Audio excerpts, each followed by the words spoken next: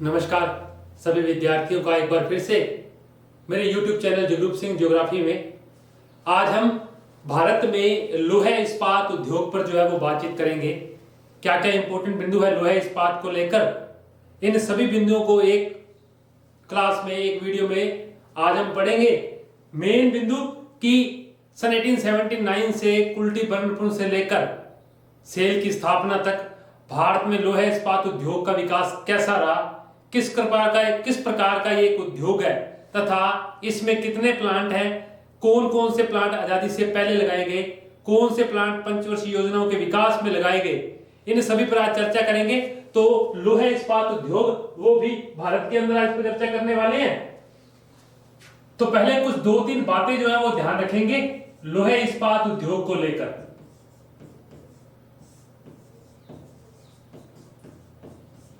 पहली बात तो ये कि लोहा इस्पात एक वजन ह्रास उद्योग है। वजन ह्रास उद्योग है।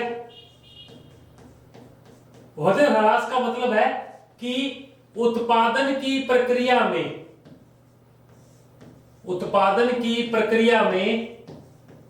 ये अपना भार खो देता है।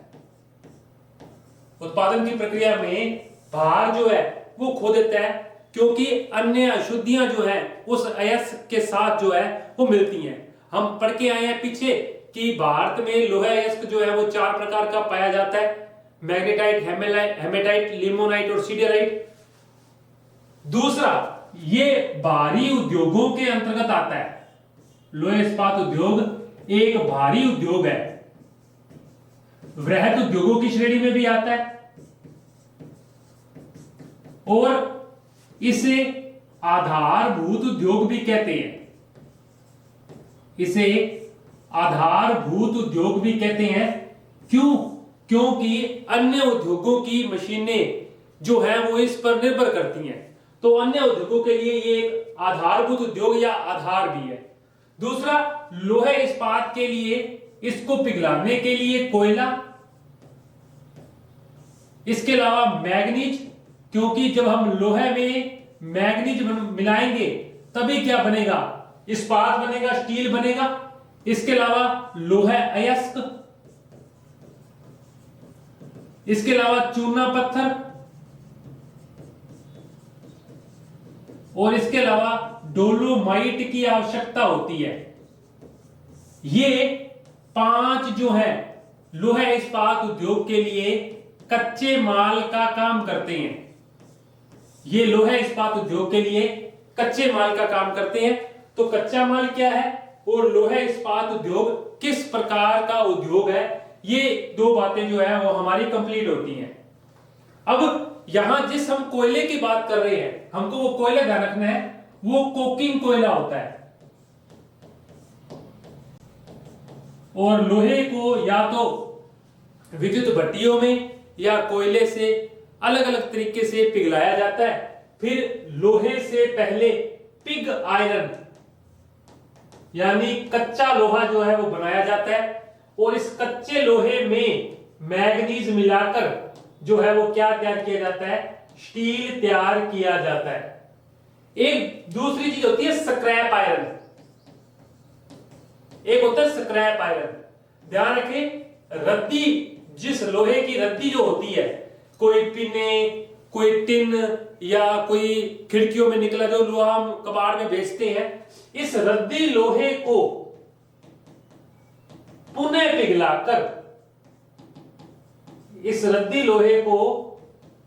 पिघलाकर दोबारा से स्टील या लोहा बनाया जाता है।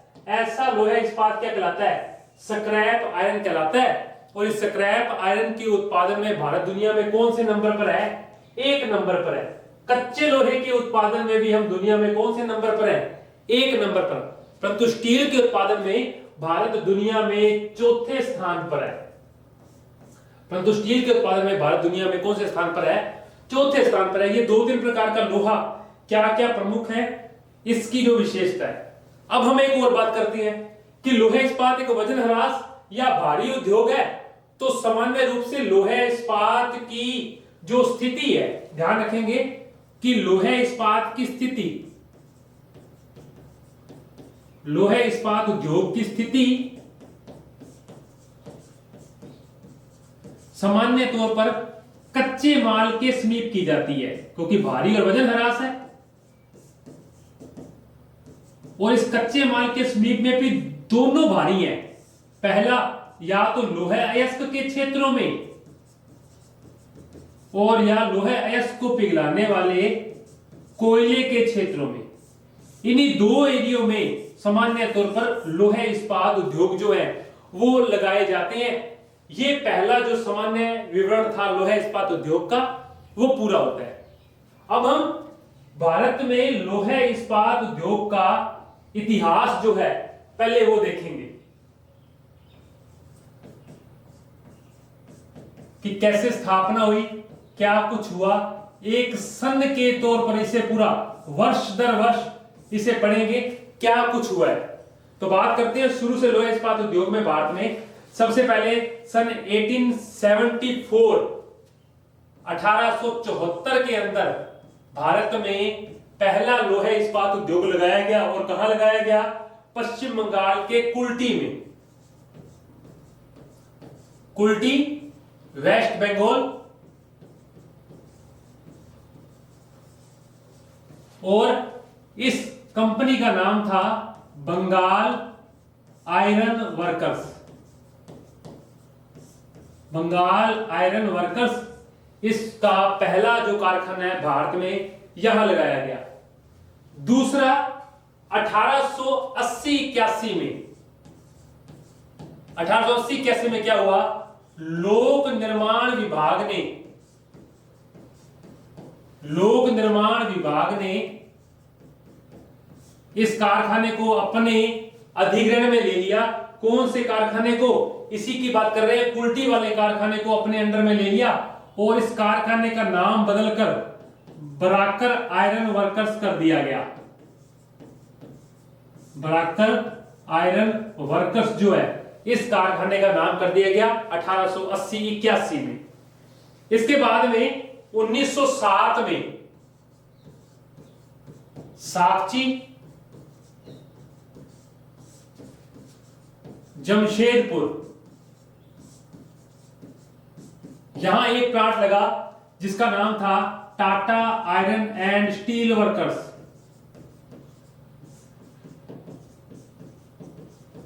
Tata iron and steel workers का कारखाना 1907 में लगाया गया जमशेदपुर में। वर्तमान में ये कहां पड़ता है? झारखंड में पड़ता है। वर्तमान में ये झारखंड में पड़ता है और इसी को बोलते हैं टिस्को का प्लांट। भारत में सबसे आइडियल कंडीशन पर यह प्लांट स्थित है। अब इसकी खासियत क्या है? सन 1911 में यहां से ढलवाल हुआ और 1913 में इसी कारखाने से स्टील यानी लोहे इस्पात का उत्पादन जो है वो भारतीय सरकार ने या निजी कंपनी है तो टाटा आयरन ने शुरू किया। उसके बाद में 1908 में हीरापुर, यह भी कहां है? वेस्ट बंगाल में, पश्चिम बंगाल। 1908 में हीरापुर पश्चिम बंगाल के अंदर भी क्या किया गया? प्लांट लगाया गया। ठीक है, और यह वर्तमान में आसनसोल में स्थित है। आसनसोल में स्थित है। इस कारखाने का नाम जो है वो हीरापुर आयरन वर्कर्स ही है। बाद में 1918 में 10 साल बाद बर्नपुर, 1908 बर्नपुर, यह भी कहां है? पश्चिम बंगाल में। 1918 बर्नपुर, यह भी कहां है? पश्चिम बंगाल में। यहां Indian iron and steel workers, इसको Indian iron and steel workers का प्लांट जो है वो लगाया गया। कब? 1918 में। तो 74, 80, 81, 1907, 1908 और 1918। 1936 में सरकार ने क्या किया? कुल्टी और हीरापुर के कारखाने को आपस में क्या कर दिया? मिला दिया। ध्यान रखेंगे 1936 में सरकार ने कुल्टी के कारखाने प्लस हीरापुर के कारखाने को किसके साथ मिला दिया गया? इसको के प्लांट के साथ मिला दिया गया। यानी अब 3 प्लांट मिलकर, कुल्टी वाला, हीरापुर वाला और बर्नपुर वाला मिलकर, तीनों इसको के नाम से Indian iron and steel company के अंदर जो है, ठीक है, ये पूरे के पूरे प्लांट शामिल हो गए। इसको भी हम ध्यान रखेंगे। तो 1936 में मिला दिया गया। इसके बाद बीच में एक कारखाना और लगाया गया 1923 में भद्रावती, कर्नाटक में। इसका नाम था Visvesvaraya iron and steel workers, Visvesvaraya iron and steel workers. और ये कारखाना VISW के नाम से लगाया गया। अभी तो आजादी से पहले भारत में कुल ये काम हुआ, जो कि 7 बड़ी इंडस्ट्रीज जो इंडिया में लगाई गई हैं वो यही है, 1 2 3 4 5 6 एक आदि और। तो 7 बड़ी इंडस्ट्रीज जो है वो मेन हुआ करती थी। ये प्रमुख कारखाने भारत के पास जो थे, इस पर हमने पूरे तरीके से ध्यान से देखा इनमें क्या क्या है, क्या क्या नहीं है। इसके बाद जैसे ही भारत आजाद हुआ तो द्वितीय पंचवर्षीय योजना में भारत में 3 कारखाने लगाए गए। तो बात करते हैं द्वितीय पंचवर्षीय योजना की। अब इतिहास चल रहा है, ये आजादी से पहले का था।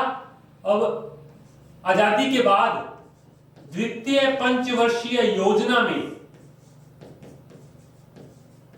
भारत में 3 प्लांट लगाए गए। और ये तीनों प्लांट कौन कौन से थे? इसके लिए एक सूत्र आप ध्यान रखेंगे। एक तो है भीरू, एक है राजा और एक है दुबे। भी से भिलाई का कारखाना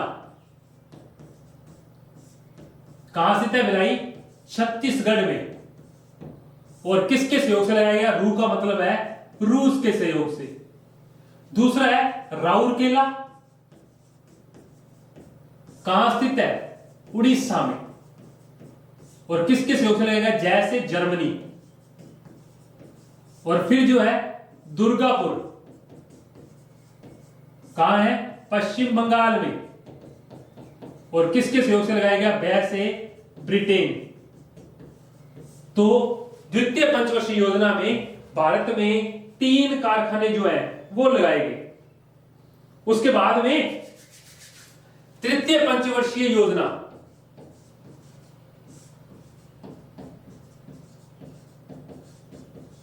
तृतीय पंचवर्षीय योजना में भारत में जो कारखाना लगाया गया उसका नाम था बोकारो। और बोकारो कहां है? झारखंड में। और यह कारखाना किसके सहयोग से लगाया गया? रूस के सहयोग से लगाया गया। उसके बाद में सन 1974 में भारत में लोहे इस्पात के उत्पादन को देखने के लिए किसकी स्थापना की गई? सेल की स्थापना की गई, जिसका नाम है steel authority of India limited. वर्तमान में भारत में लोहे के पूरे व्यापार को इसी के द्वारा देखा जाता है। और वर्तमान में ध्यान रखेंगे, इसके पास इसको के 3 कारखाने, पहली बात तो इसके पास इसको के 3 कारखाने plus Rourkela, Bhilai, Bokaro, Rourkela, Bhilai, Bokaro, Durgapur, VISW Visvesvaraya iron and steel workers, और सेलम, सेलम कहां है? तमिलनाडु में। और सेलम तमिलनाडु का कारखाना जो है वो किसके अंतर्गत आता है? सेल के अंतर्गत आते हैं ये सारे के सारे कारखाने। तो इसको के 3 प्लांट, कुल्टी का, उसके बाद में हीरापुर का और बर्नपुर का। राउरकेला का, भिलाई, बोकारो, दुर्गापुर, यानी ये आजादी के बाद के चारों कारखाने। और वीएस यानी टाटा का प्लांट ही एक अलग जो प्लांट है वो चल रहा है, जो इसको के दिन नहीं है, वो एक निजी क्षेत्र की कंपनी है। ये सब चलिए अब हम थोड़ी सी इनके अंदर बात करते हैं कि किस कारखाने की क्या विशेषता है और किसका क्या प्रमुख चीज है। पेपर में प्रश्न आए तो इसको कैसे लिखना है कि कहां से क्या क्या मिलता है, छोटी सी चर्चा इस पे कर लेते हैं, ज्यादा लंबा चौड़ा नहीं खींचेंगे इस बिंदु को। अगर एनसीईआरटी के पेपर में बोर्ड में आपसे पूछा जाता है कि भारत में लोहे इस्पात उद्योग को विस्तार से समझाइए, तो पहले कुछ सामान्य विवरण लिखने के बाद आप ये जो लिखा है इसे भी लिख सकते हैं, या भारत के सभी कारखानों के नाम लिखकर उसे एक एक से एक्सप्लेन कर सकते हैं। तो हम सबसे पहले एक्सप्लेनेशन पर बात करते हैं और उसमें पहली बात करते हैं इसको के कारखाने। तो सबसे पहला जो कारखाना है वो आपके लिए है इसको, इंडियन आयरन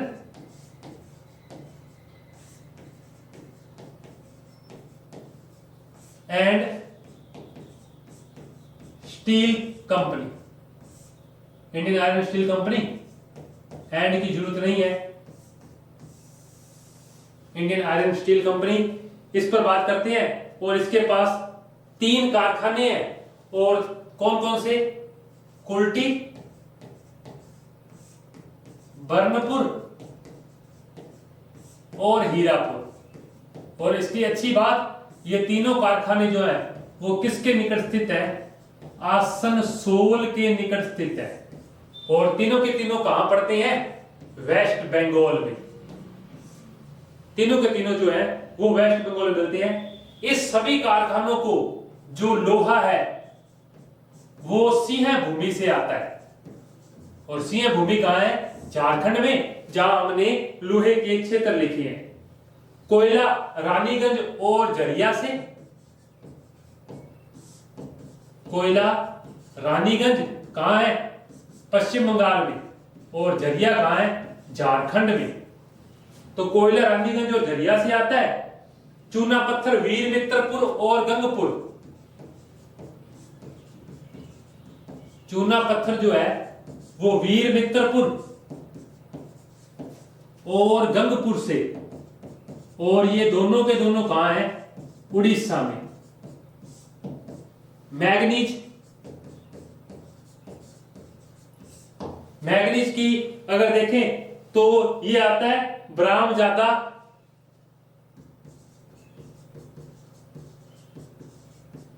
और बांसपानी, और दोनों के दोनों झारखंड और उड़ीसा की सीमा पर है। झारखंड और उड़ीसा की सीमा पर है। जल आपको पता ही है, पश्चिम बंगाल की फेमस दामोदर घाटी कॉरपोरेशन, दामोदर घाटी से या दामोदर नदी से जल मिलता है। विद्युत भी दामोदर घाटी परियोजना यानी डीवीसी से ही मिलती है इस सभी को। और पास में अगर आप मार्केट की बात करें, बाजार जो है वो लगता है कोलकाता, कोलकाता बाजार जो लगता है। तो Indian iron and steel company जो है, ठीक है, हम सिर्फ पश्चिम बंगाल की ही बात करेंगे तो तीनों कारखाने वेस्ट बंगाल में स्थित हैं। दामोदर की सहायक आप उसको एक और नदी लिख सकते हैं, बाराकर, क्योंकि हमने बात की थी कि कुल्टी के कारखाने को 1880 में जब लोक विभाग ने अपने अधिग्रहण में लिया तो उसका नाम बाराकर जो आयरन वर्कर्स है वो कर दिया गया। तो ये पहला कारखाना था। कौन सा कारखाना? इसको का कारखाना। दूसरे प्लांट की बात करते हैं, उसका नाम है Tata iron and steel company, TISCO. और एक अच्छी बात कि भारत में सबसे आदर्श स्थिति पर जो कारखाना स्थित है वो यही है, Tata iron and steel company.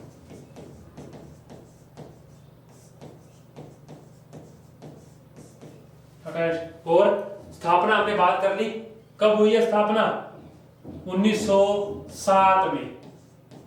1907 में स्थापना हुई, 11 में ढलवाल हुआ और 13 में क्या बनना शुरू हुआ? यहां से इस्पात बनना शुरू हुआ। फेमस बात है लोहा अयस्क सिंह भूमि की नुआ मंडी से आता है, जहां से उन्हीं कारखानों को लोहा अयस्क आता है उसी को आता है। नुआ मंडी, सिंह भूमि, और सिंह भूमि कहां है? झारखंड में। बार बार रिपीट हो गए, नाम याद रखने है कि सिंह भूमि झारखंड में। इसके बाद में साथ में लोहा अयस्क एक और जगह से आता है, बादाम पहाड़ उड़ीसा से। बादाम पहाड़ उड़ीसा से जो है वो लोहा अयस्क की प्राप्ति होती है। इसके बाद में झरिया से कोयला,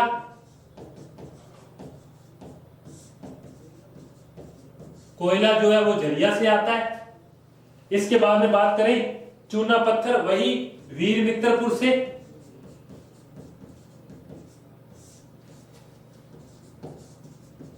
और वीर मित्रपुर कहां है? उड़ीसा में। ठीक है, ये भी हम ध्यान रखेंगे। जरिया हमने बात करी ली, जरिया क्षेत्र की। इसके बाद में स्वर्ण रेखा और खारकाई नदियों से इसे क्या मिलता है? जल की प्राप्ति होती है। स्वर्ण रेखा और खारकाई नदी से इसे जल की, और इसी के संगम पर इस प्लांट को लगाया गया है। ठीक है, या आप देखेंगे इसके पास इन पर एक बांध बना हुआ है, उसका नाम है डिमाना बांध। डिमाना बांध से इसे जो है वो अपनी विद्युत जो है जल जो है मिलता है।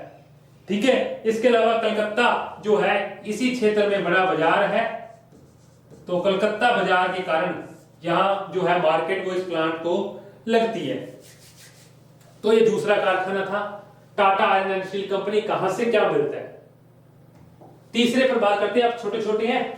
VISW, Visvesvaraya iron and steel workers, और कहां स्थित है? कर्नाटक में भद्रावती पर। भद्रावती में, कर्नाटक भद्रावती में स्थित। और स्थापना कब हुई? 1923 में। 1923 में इसकी स्थापना जो है वो की गई। 23 लिखा है हमने या 27 है? 1923 ये सही है। अब बात करते हैं, इस कारखाने की एक बड़ी खासियत है, क्योंकि सामान्य तौर पर दक्षिणी भारत में कोयले की आपूर्ति नहीं होती है, तो 1923 से लेकर सन 1951 तक ये पहले लकड़ी से कोयला बनाकर यहां लोहे को पिघलाते थे, परंतु बाद में जो है इसको जल विद्युत जो है उसका प्लांट जो है इसके लिए वहां लगाया गया, तो यहां भट्टियां लगी। और ध्यान रखेंगे विद्युत भट्टियां जो है वो जोग जल विद्युत परियोजना से चलती हैं। जोग जल विद्युत परियोजना से विद्युत भट्टियां जो है वो यहां चलती हैं, ध्यान रखेंगे। तो कोयला नहीं मिलता था, ये सब बातें। और शिमोगा जिले में स्थित है ये, क्योंकि यहां आपको स्थानीय तौर पर लोहा और मैग्नीज ही देखने को मिलेगा। लोहा और मैग्नीज ही देखने को मिलेगा, तो इसी से इसका जो है वो अपना प्लांट चलता है। नंबर 4 पर बात करते हैं, राउरकेला। और राउरकेला कहां है? उड़ीसा में। कहां स्थित राउरकेला? उड़ीसा में। लगाया कब गया? द्वितीय पंचवर्षीय योजना में सन लिख लेंगे, सन 1959 में इस प्लांट से जो है उत्पादन जो है वो शुरू हुआ। और किसके सहयोग से लगाया गया? हमने बात की थी राजा, याद रखना है राजा। किसके सहयोग से? जर्मनी के सहयोग से इस प्लांट को सन 1959 में उड़ीसा में लगाया गया। और जिला याद रखेंगे उड़ीसा का सुंदरगढ़। सुंदरगढ़ जिले में इसे लगाया गया है। वही लोहा अयस्क जो है क्योंझर और सुंदरगढ़ से, क्योंझर और सुंदरगढ़ से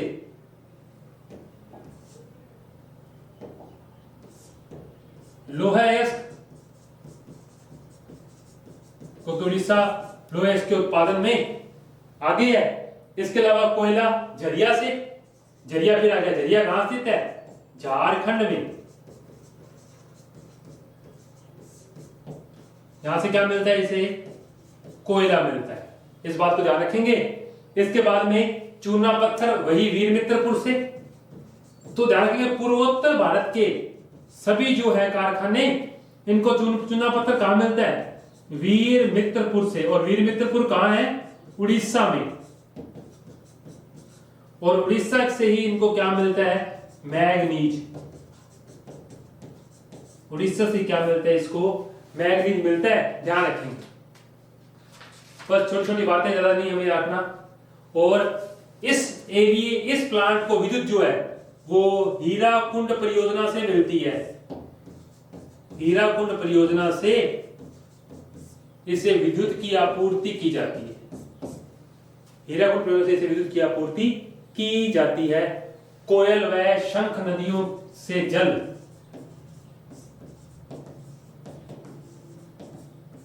कोयल व शंख नदियों से इसे जल की आपूर्ति जो है वो होती है।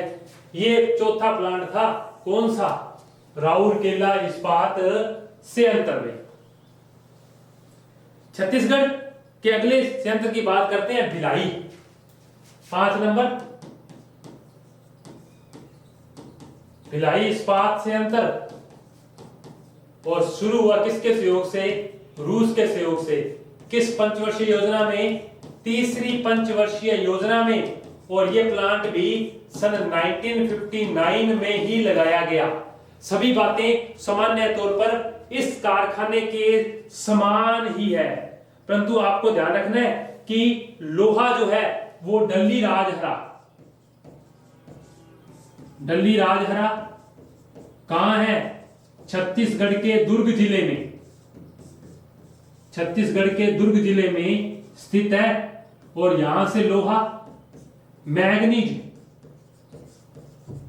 बालाघाट छिंदवाड़ा से, बालाघाट छिंदवाड़ा से इस प्लांट को मैग्नीज की आपूर्ति होती है। ध्यान रखेंगे। जल जो है तंदुला से, तंदुला बांध से जल, तंदुला बांध से इसको जल की आपूर्ति की जाती है। और कोरबा छत्तीसगढ़ से कोयला, कोरबा छत्तीसगढ़ हम पढ़ के गए हैं।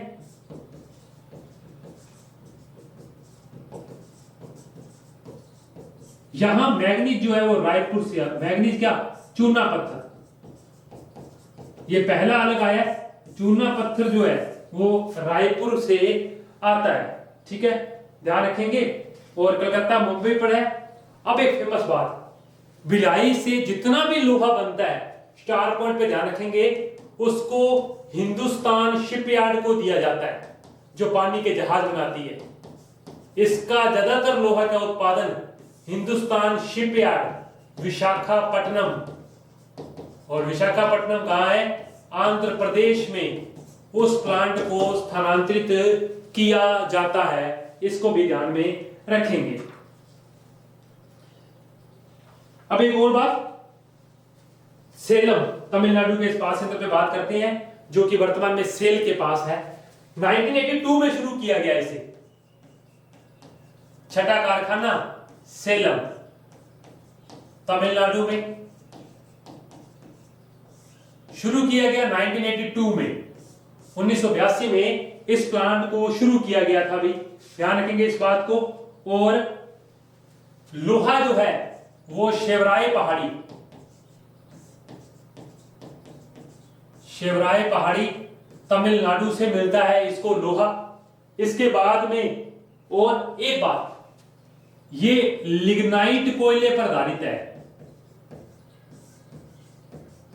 लिग्नाइट कोयले पर आधारित है ये प्लांट। तो ध्यान रखेंगे लिग्नाइट कोयला जो है वो यहां से। और भारत में लिग्नाइट कोयले की सबसे बड़ी खान कौन सी है? नवेली। और नवेली कहां है? तमिलनाडु में। तो नवेली तमिलनाडु से लिग्नाइट कोयले की आपूर्ति होती है इसे।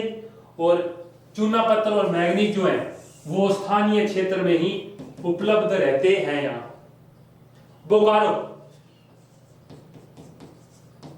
स्टील नगरी, और बोकारो कहां स्थित है? झारखंड में प्लांट लगाया गया चतुर्थ पंचवर्षीय योजना के अंदर, ठीक है। और इसकी स्थापना भी किसके सहयोग से की गई थी? रूस के सहयोग से की गई। चलिए पढ़ते हैं। वैसे इस प्लांट को शायद 1974 के आसपास शुरू किया गया, 1974 के आसपास इसे शुरू किया गया। क्योंझर उड़ीसा से लोहा,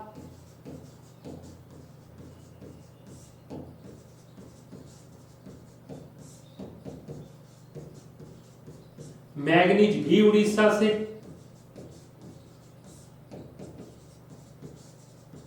चूना पत्थर वीर मित्रपुर से।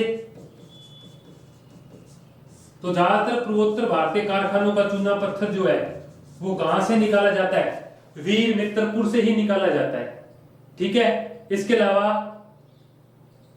वही जल विद्युत और जल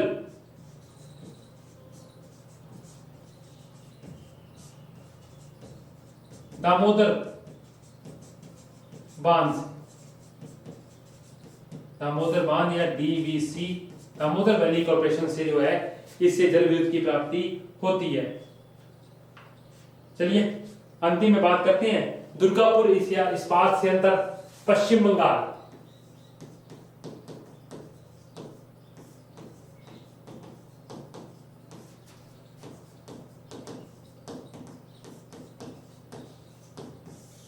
और कहां स्थित है? पश्चिम बंगाल में। सेम टू सेम उसी एरिया का कारखाना है, वहीं से प्लांट शुरू हुआ। उत्पादन जो है लगाया तो तृतीय पंचवर्षीय योजना में गया। किसके सहयोग से लगाया गया? ब्रिटेन के सहयोग से लगाया गया। परंतु उत्पादन जो है लोहे का वो सन 1962 में शुरू हुआ। 1962 में इस प्लांट से उत्पादन जो है वो शुरू किया गया। वही लोहा अयस्क जो है नोवा मंडी सिंह भूमि से, नोवा मंडी सिंह भूमि से,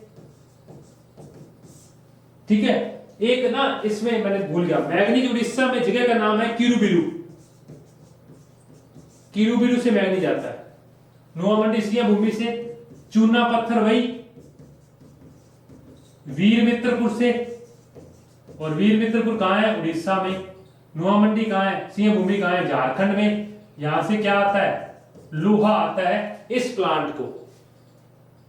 इसके बाद में वही जल विद्युत दामोदर से, और मैग्नीज भी कहां से आता है? उड़ीसा से। मैग्नीज उड़ीसा से, और जल विद्युत किससे आता है? डीवीसी से, दामोदर घाटी कॉर्पोरेशन से। दामोदर घाटी से जल भी आता है और विद्युत की प्राप्ति भी होती है। ये हमारे भारत के अंदर लोहे अयस्क के प्रमुख प्लांट और उनकी सामान्य जो जानकारी थी वो कंप्लीट होती है। अगली कक्षा में हम सूती वस्त्र उद्योग पर चर्चा करेंगे। तब तक के लिए धन्यवाद।